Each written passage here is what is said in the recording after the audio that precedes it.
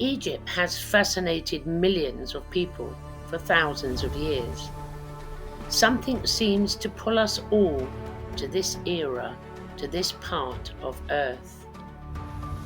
We do have a lot of information about Egypt. However, there is so much more that is a mystery to us all.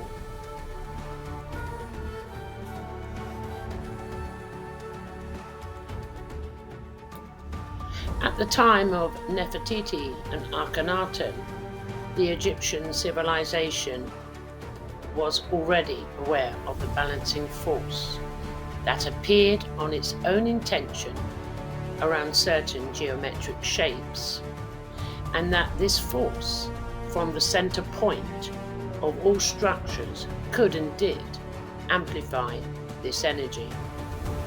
They were mastering balancing living energy systems and the balancing qualities that manifest from them. This was done to enhance to a higher harmonic frequency, created not only in this dimension, but also parallel dimensions.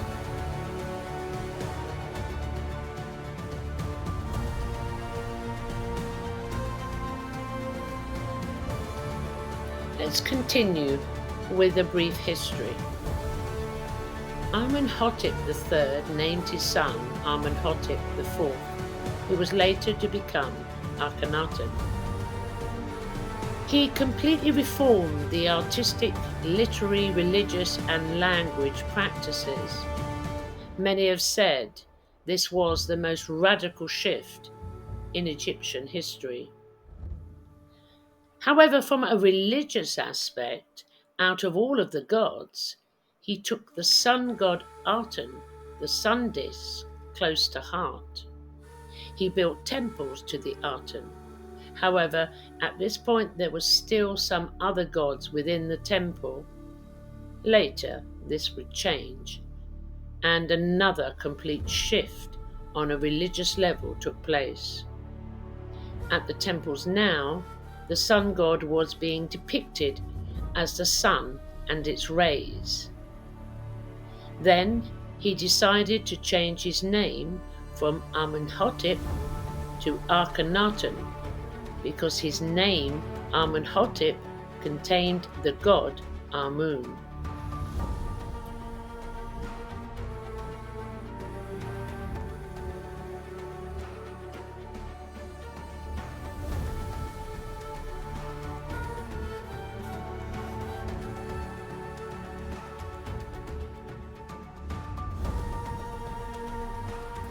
The Egyptian spiritual sciences explanation as to who we are and why we are here is near enough exactly the same underlying teachings of self-inquiry. However, my background is self-inquiry. I am not a scientist. The scientists are able to explain mathematically how creation is formed.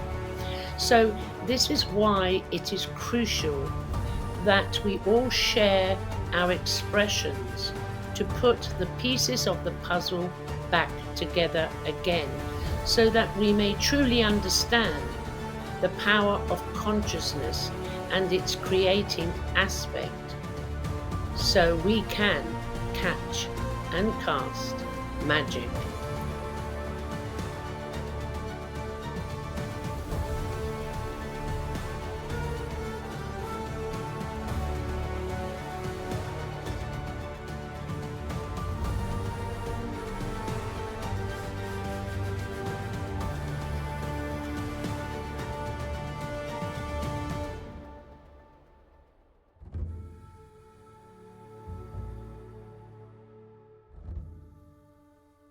Let us now return to the science and knowledge and the understanding the ancient Egyptians had of qualitative vibration, including their mastery in balancing living energy systems.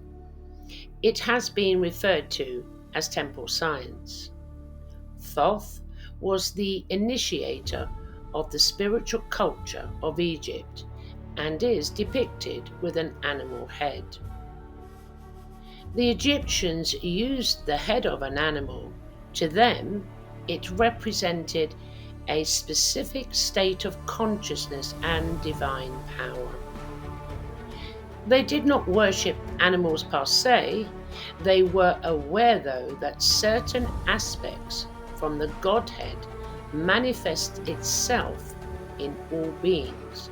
Consciousness and power manifest in some animals. So, to translate this powerful aspect of consciousness in their symbology, they depicted a man with an animal head.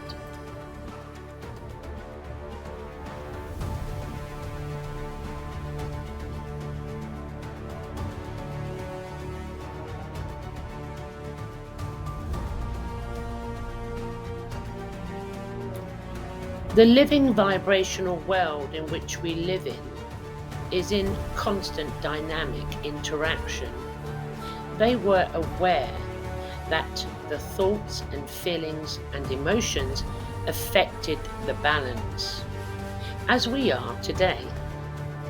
These specific types of waves and wavelengths they used to create effects on not only living human beings, they affected and created and became the masters in the design and construction of buildings.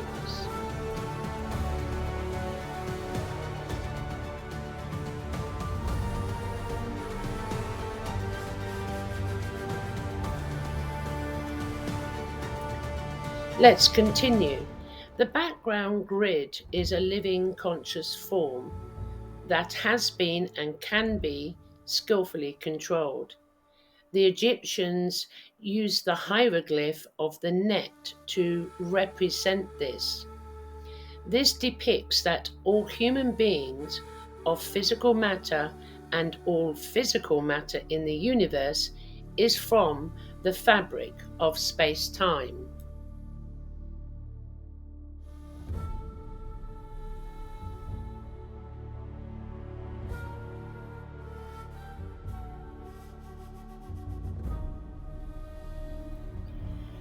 To understand the fabric of space-time and the grid, I need to take you now down a rabbit hole that will be paradoxal, polarized, and most probably totally confusing. However,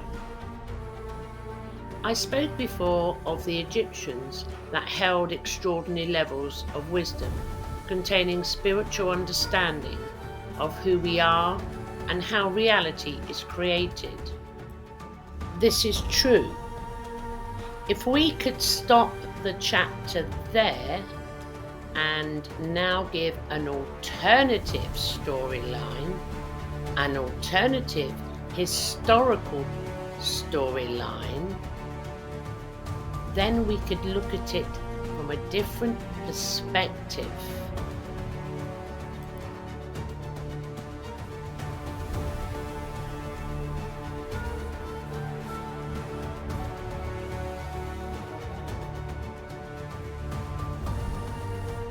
The perspective I'm speaking of, I will use an analogy to expand.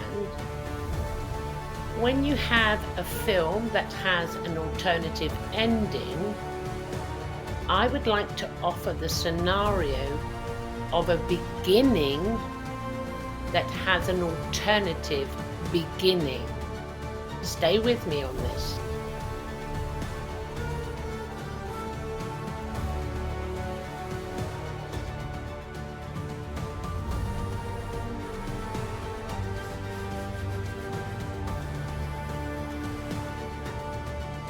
Now from the alternative historical perspective of the beginning, let us look at the netters, which is normally referred to as the gods of Egypt. Here comes the paradox. The Egyptians, as previously stated, never had multiple gods or netters, or worshipped them in any form as an idol. However, they were aware of the cosmic law and order, which relates to the netters. If you read the hieroglyphs and texts from this perspective, you will understand a different picture from a different perspective and gain a profound mystical insight behind the Egyptian mysteries, which will unlock this so-called temple science or wisdom. We can now go further down the rabbit hole.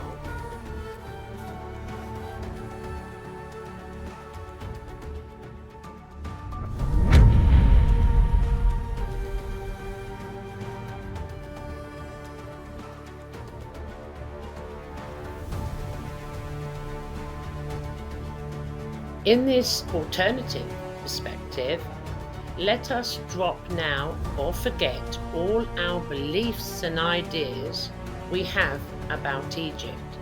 Just for now, just be open-minded. If you wish, by the end of the documentary, you take them all back, intact. The Egyptians knew the immense power of nature, the netters. They were a divine aspect or a process by which nature is created.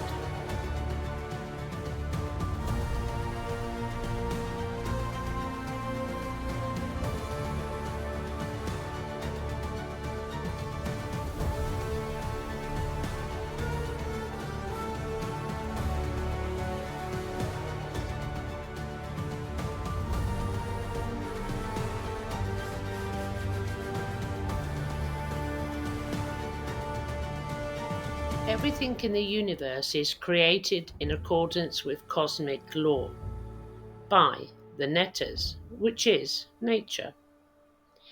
Everything created from this unique or powerful source of conscious energy, they named Ra. Then Ram, the creator, created according to the cosmic law and order, which brought into being those that are named the netters.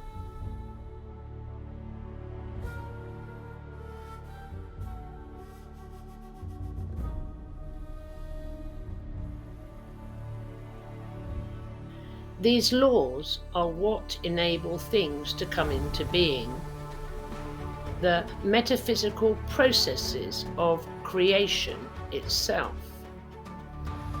The Egyptians then personified them to enable a better understanding and gave them a recognizable form and shape, which is no different to how we recognize form and shape today. For example, in mathematical equations or in quantum physics, we label everything. They gave them symbolic attributes and names so a clearer understanding of their individual qualities could be distinguished.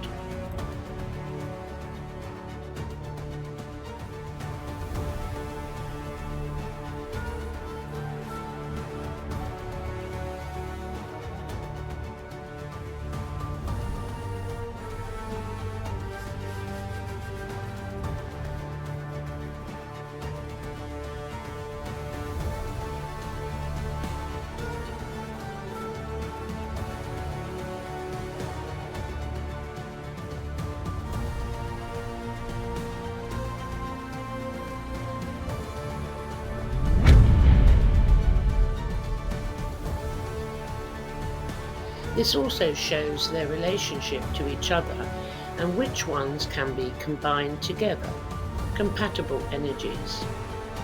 They labelled some of them male and some of them female. However, this had nothing to do with gender, but in a qualitative sense. They taught and recorded how these processes unfolded. By doing this, they created an entire symbolic visual language.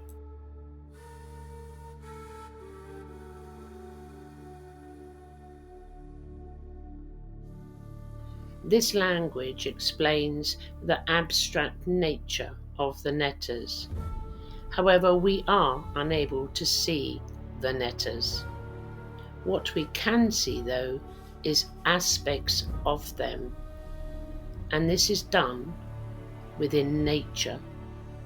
What you are actually perceiving is the cosmic laws in constant motion.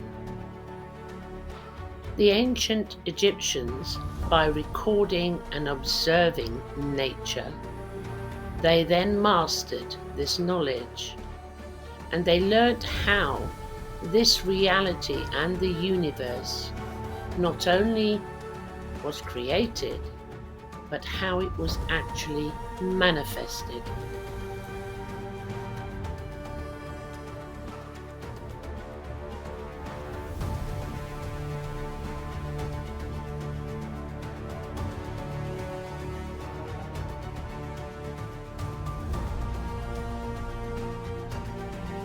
I hope I haven't lost you so far with this alternative beginning. Let us look deeper and look at the Egyptian temple itself, which represents symbolically the universe. Within the temple, there are depictions of the pharaohs interacting with the netters.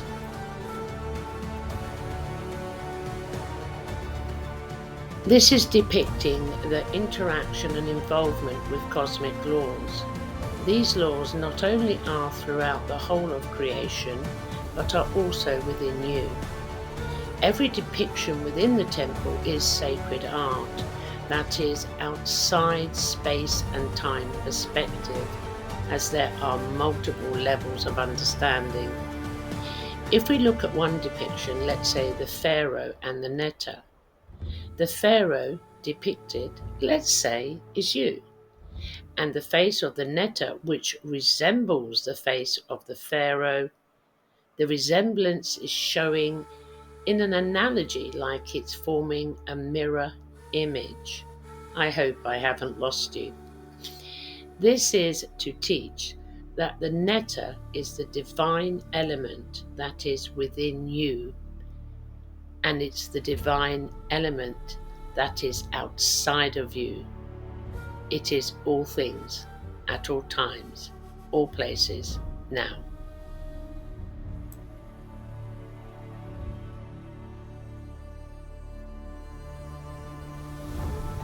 So let's go further down the rabbit hole. I would like to say this alternative perspective about the ancient Egyptians is that how we relay and what we think we know about them today is by one perception, one viewpoint that has gone into the collective. Yes, there are other ones off to the side that come closer and closer. We normally call them conspiracy theories. However, they are not. They are human beings looking deeper and deeper. They know there's something more about the ancient Egyptians, but it's finding that expression to share it on this platform today with the knowledge we do have. So let us continue. As previously discussed, the Egyptian spiritual sciences were aware of the balancing forces that are in certain geometrical shapes. In temple depictions, where a netter you will see gives an object, this is not, as we've been told, an offering. It is, in fact, a connection. For when you connect to your infinite source, an expanding flow of energy is in motion. An analogy I can use is the toaster. For example, you have a toaster in itself is not buzzing or flowing with energy. However, when you plug the toaster in, the energy force within the socket connects to the toaster and it becomes one.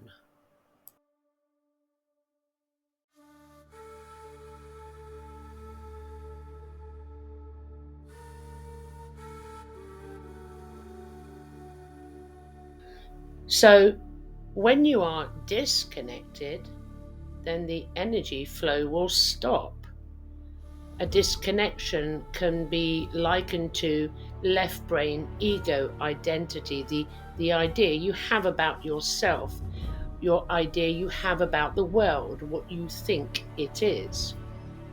So, to go deeper and receive a greater understanding of the ancient Egyptians' knowledge of the cosmic laws and their symbology, we need to get a better understanding of the netters. Many depictions you will see the netter is offering the ankh. We'll use this one as an example. The ankh is representing the breath of life, as fundamentally in our human experience, breath is the gift of life. So it follows in that symbology, the netter, nature, is handing to the pharaoh or another being the breath of life, the gift of life.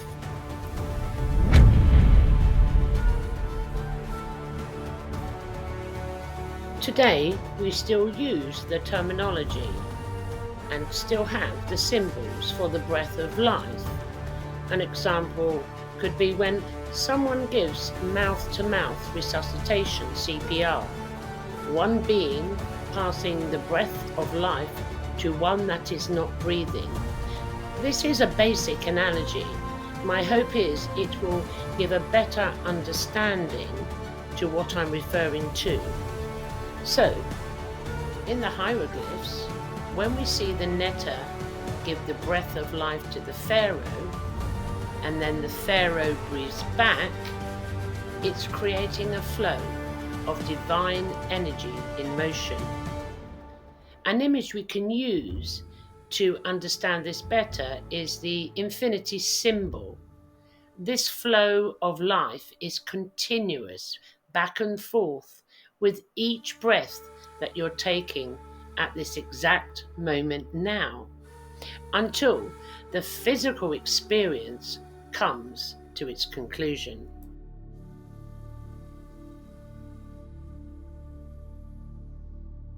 So if we do not translate the netters just as gods and see them as they truly are, the divine power of nature, which is always in motion, you understand their connection to us as the ancient Egyptians did.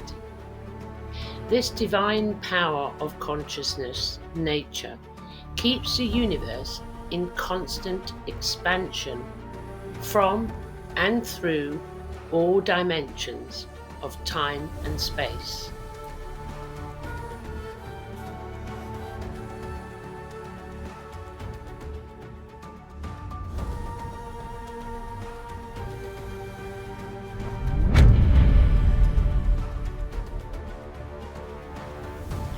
Continuing with our alternative beginning, now I hope you are perceiving the ancient civilization from different lenses of perception, changing our historical viewpoint. Stay with me on this. The ancient Egyptians practiced and understood what we call today self-inquiry. However, as mentioned before, it has been hidden within their hieroglyphs. So, through their understanding of this, of the fabric of space, time, and nature, they also were aware that the physical body, basically, as we are aware of today, is just consciousness taking on a shape and form and has to be named, labeled, a human being. They understood that the subtle body energy could be communicated with, just like the fabric of space-time. They were aware they could alter or program any aspect, especially the subtle body's energy centers that are set up within the human being. These energy centers are like vortexes, and you can access any frequency within the universe or specific knowledge or awareness as to the nature of reality. In Egyptian times, not like our civilization now, only a few were aware of this spiritual knowledge. They attained this knowledge by understanding the physical conscious body, the self, and what parts of this subtle body needed to be activated consciously, experientially.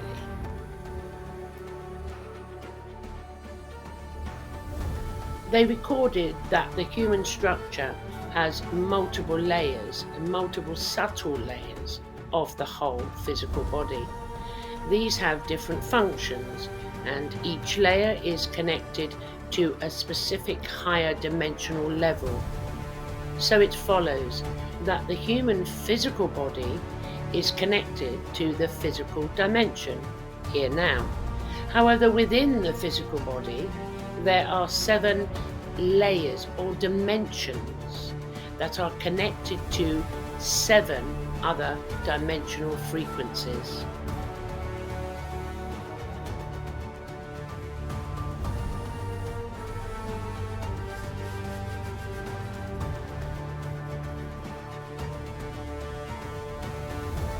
Before I continue to go down the rabbit hole, where the alternative story now is changing history of what we know about ancient Egypt.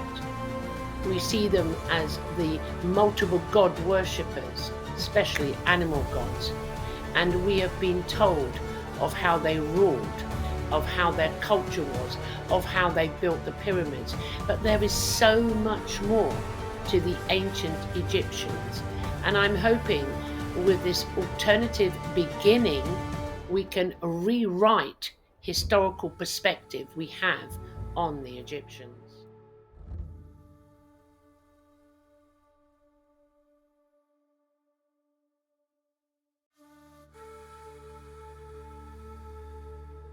So these 7 layers are within each one of us to support our physical aspect and physical experience whilst we are here.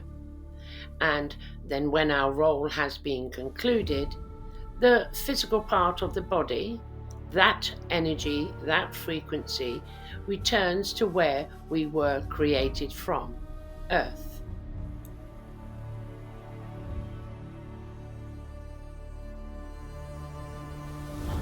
In this alternative perspective, what I'm trying to show is that the Egyptians were no different to the likes of us today.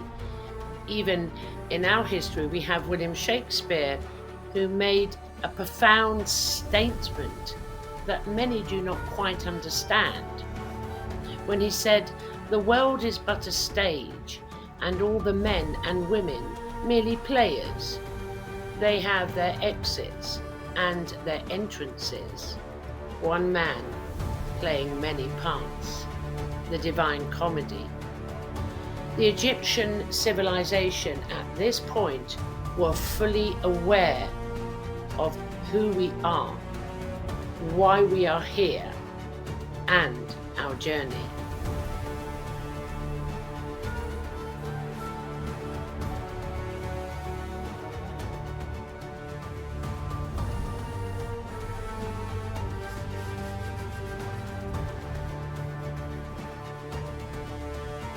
To continue, the Egyptian depiction of the body of light force, which we all are, is symbolized in hieroglyph as the ram-headed Netta, Anu.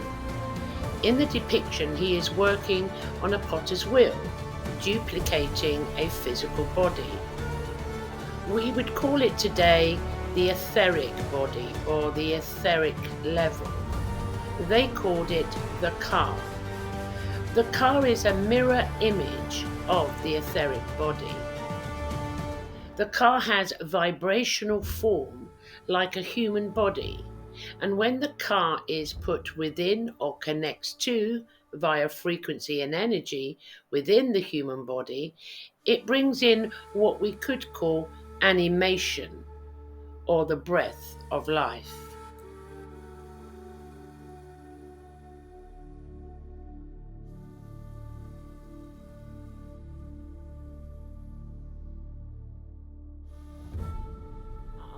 Would animate the body with what we could call life forces from the astral plane, which has been named as the first consciousness level of higher dimensions.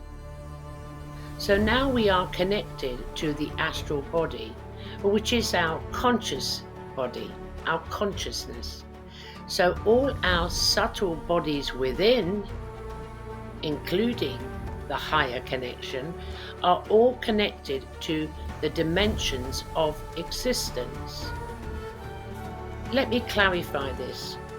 This means we have all of the spiritual dimensions inside of us.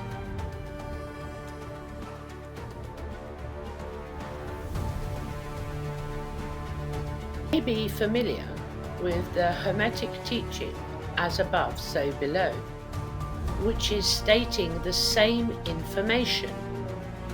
All the higher dimensions are reflected within us, within our physical body. The Egyptians' awareness of this meant that if you understood this, you then could access all information within the universe in multiple dimensions. Then you could cast and catch magic.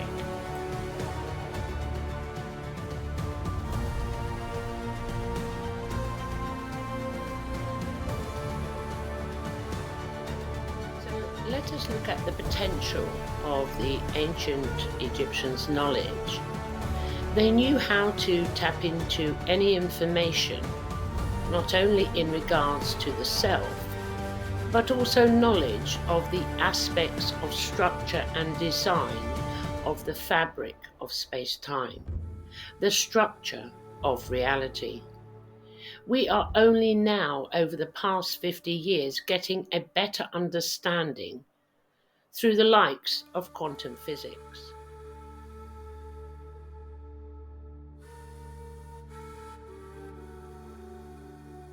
So the source of this information, the source where all this knowledge is emanating from, is what we could call the Godhead, the unification of being and all of existence. From the Egyptian perspective, they understood when we refer to the mental aspect of a human and its connection, its mirrored higher dimensional connection, this is the mind of God, fractalized or aspects of, expressed within the universe, our planet, and us included. This is an alternative beginning of the beginning, the creation story, chapter 1.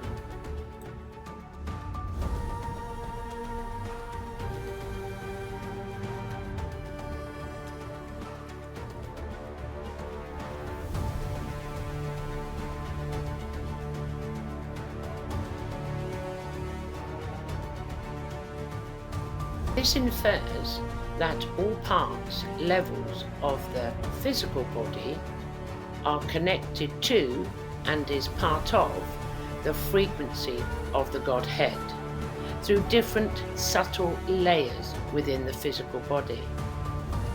This unity, the one, we could call the unified Godhead, or the Gestalt, which is an organized whole, one, that is, however, perceived as more than the sum of its parts.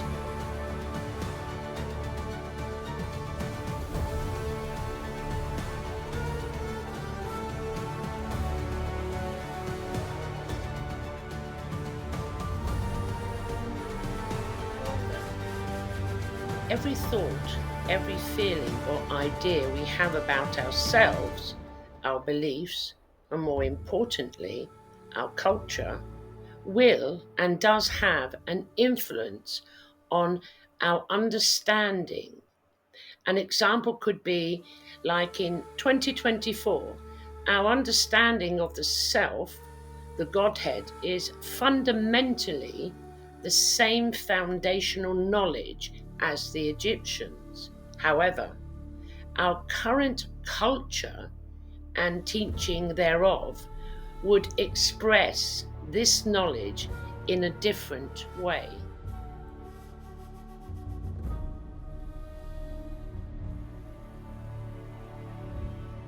Let me expand upon this with an analogy.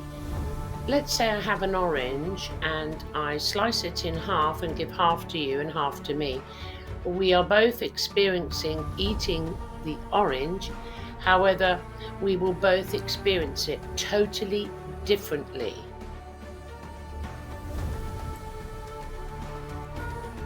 Let us now return to the energy centers. Our spiritual cultural teachings will affect different activations on the energy centers and different animations of life force between each energy center. This then will create different structures within your energy body, which will then structure your consciousness. So different cultural practices structure human beings differently. The orange analogy.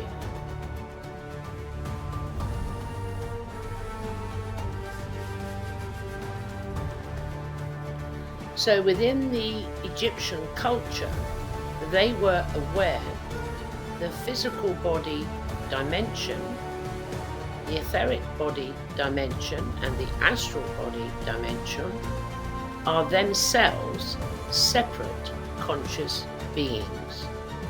3 in 1.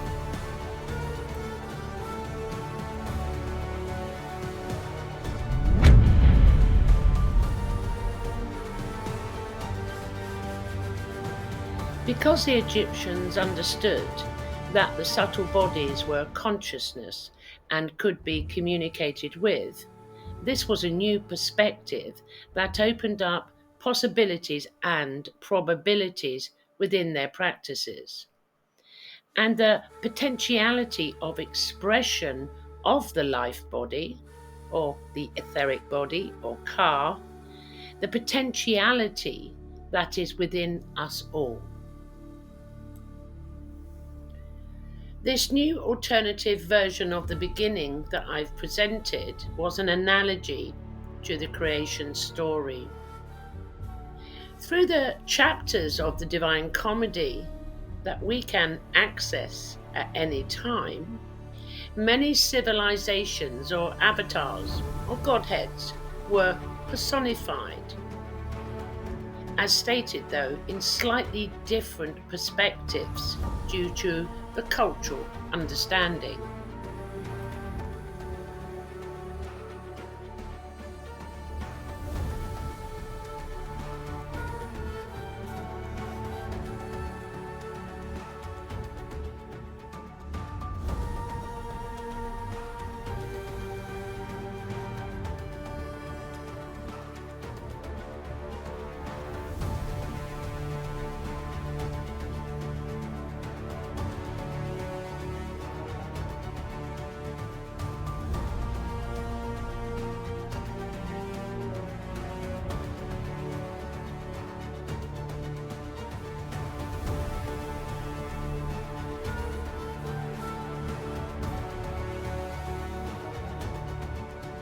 Akhenaten was initiated into the ancient wisdom teachings.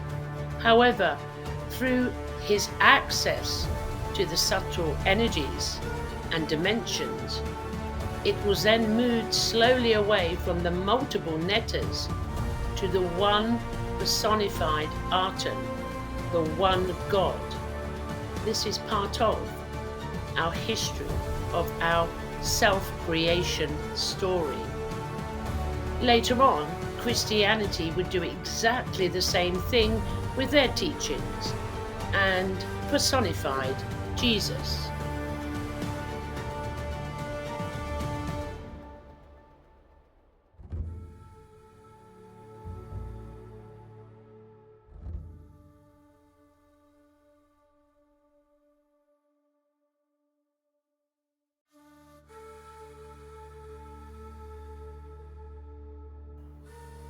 Akhenaten, in his role as Pharaoh of Egypt, shifted the Egyptians' timeline with his new perspective, creating a new reality, a new expression, and a new experience of consciousness, its evolution.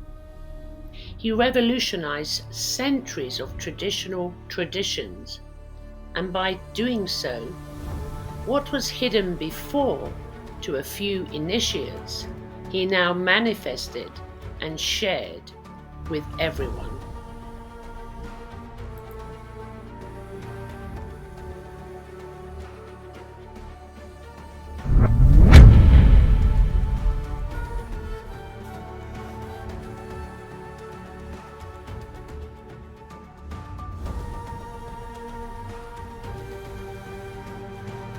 As with the teachings of Jesus, Akhenaten experienced hostility from many Egyptians. They resisted. After Akhenaten left this experience, his successors attempted and failed to remove this new knowledge. However, they did try to incorporate it in some of their multiple gods narratives. This is exactly what happened in the era of Jesus, who came later.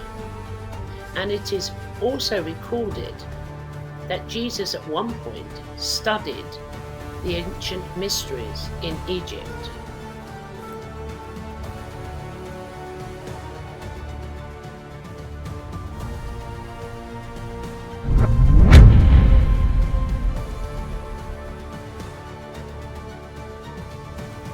The depictions we have today of him are well known.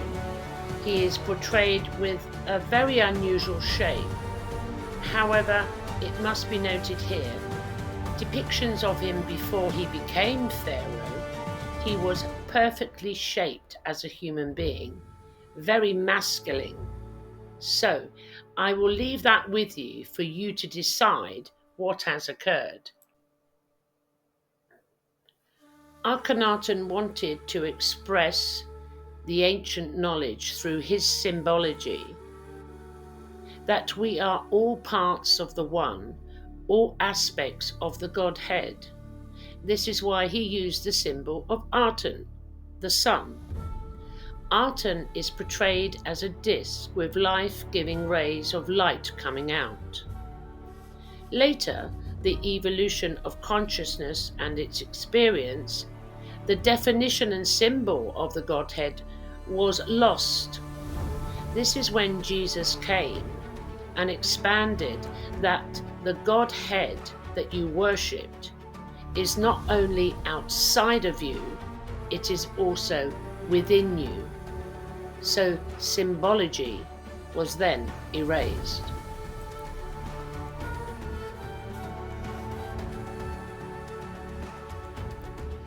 There is a poem from Akhenaten that is named The Great Hymn to the Aten, where he says Aten is the creator, manifesting life. Within this poem, Aten's love for humanity is also reflected. His part. Aten bends low near the earth to watch over his creation. He takes his place in the sky. For the same purpose, he wearies himself into the service of his creatures. He shines for them. He gives them the sun and sends them the rain. The unborn child and the baby bird are cared for by him.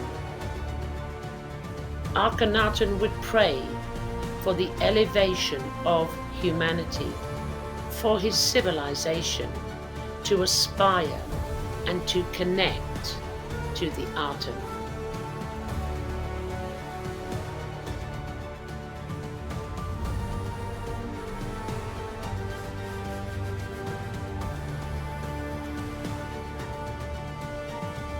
So, in conclusion to my alternative beginning from the period of the ancient Egyptian civilization, Akhenaten presented himself not as a god, unlike some of the previous pharaohs had. He referred to himself as the Son of God. Does this sound familiar? Additionally, there is also an alternative version of Moses. He was actually born in an Egyptian household, not as a Hebrew slave. And Moses was a priest of Akhenaten, who fled Egypt after Akhenaten had left.